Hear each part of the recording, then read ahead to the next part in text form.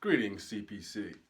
Today we're here with a powerful message to cover the four key topics that I would love to do a workshop with. And this is a key specific topic. I have other topics that we can cover as well. But the four key topics that all the world's top industries want is they want individuals who can deliver expert customer service. They want individuals who can adapt their performance to match the company output. They want individuals who can adapt to the culture and their environment of how the industry works, and they want individuals to believe in themselves and to be sure and to be confident in their performance. This workshop is very beneficial, and we can work out the specifics and we can work out the details. I'm also including, a sample video just for you to look at for private consumption. But I say this because working for these top companies and working for these top industries, the number one thing when I first started out in the industry was the customer service. I started out in the customer service arena, in the healthcare industry.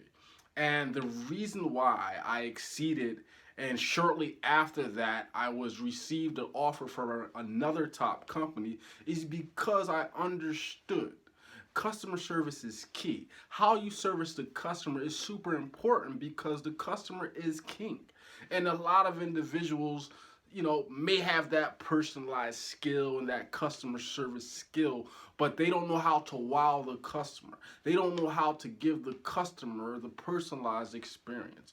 And it's key. I mean, I can tell you time and time again where I dealt with frustrating or difficult customers. And had I not had the skills to deal with that, I would have not been promoted to, be employees relations individuals or deal with the situation accordingly. So customer service is key. I mean, I don't have to remind, your school or your college, your industry, how important customer service is. I mean, you have to have that skill. Adaptability to upgrade your performance is key. I mean, there's been times where I went to companies and they're like, hey, we're extremely busy. We need you to hit the ground running and just work and perform. And I said, no problem. So while I was working, I had to learn and I had to go the extra mile. I had to say, hey, if you got notes, if you got additional content, please give it to me so I can learn and I can adapt and I can be prepared to perform. I want to be a help and not a hindrance to overall performance. So the industry and the customers and leadership and all the employees must know how to adapt, must know how to go the extra mile, and they must believe that they have what it takes if they want to be a part of the growth team. Culture enhancement. I cannot explain how important cultural enhancement is. I mean, it's been times where I go to rather it's, one of these big industries in the retirement sector or one of these financial firms or one of these, loan industries, and they all have different cultures. And what worked at one company, the culture of, coming in when you feel like it, coming in, sending emails, communicating with staff, using a different internal resource to communicate with one another, did not work at a different industry where, hey, you had to set up a meeting. Or if you sent an email, you had to be concise and be direct and be concisive. So every culture is different, and how you deal with each industry and each specific entity determines how you can address that culture. And if you take one culture that you had at one specific industry and you try to use it at a new industry, you might not fit in because some people don't tolerate it. For example, I had a very strict industry in the financial sector.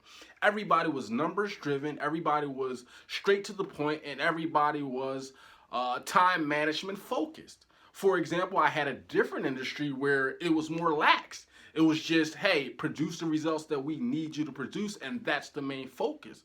But if I went to, this new financial firm with this same old culture, I would not have been successful and I would not have been able to be, promoted or receive a better offer upon my approval of my leadership. Because why? You have to be able to understand the culture and adapt to that specific culture. Now, the most important thing that I think is an important topic is you have to believe in the person you want to become. You have to trust and believe in yourself.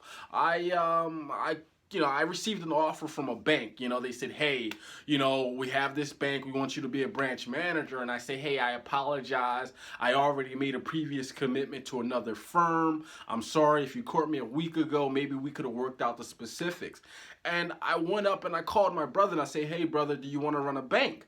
And he's like, oh, I don't think I'm ready, or I don't think I'm capable to manage or operate a bank. And I said, whoa, brother, hold up 1 second. Now, I know you can kind of over-exaggerate your skills or your intellect, but don't ever think you're not capable, because if you put your mind to anything, you can achieve it. I remember when I first started out in the industries, they used to give me these different opportunities, and sometimes I wasn't always as capable. But the one thing I did have is I believed in myself. So if I went on a job and I said, hey, man, they wanted me to perform a specific way, and I didn't have the skills, the intellect, or the competence, I said, listen, give me a chance and give me an opportunity, and I will develop the skills needed to perform above what is desired. I will develop the skills and capabilities to be efficient and be a contributor to overall operations. So that's why I think it's super important that we cover these free topics and we cover these different traits and we cover these different characteristics, because I go meet with Temple, I go meet with Villanova students, and I meet with these different individuals, and some of them don't have direction. Some of them don't have focus. And it's not that they don't have what it takes. It's just we live in a broad society where it's a lot going on, and sometimes people don't know how to weed out the noise and focus. They say life is 90% of what happens to you and 10% of how you respond. However, that 10% of your response rate, most individuals allow that 90% of the stuff that goes on, that just happens, that is out of their control, to dictate their overall 10%, for which has the massive control.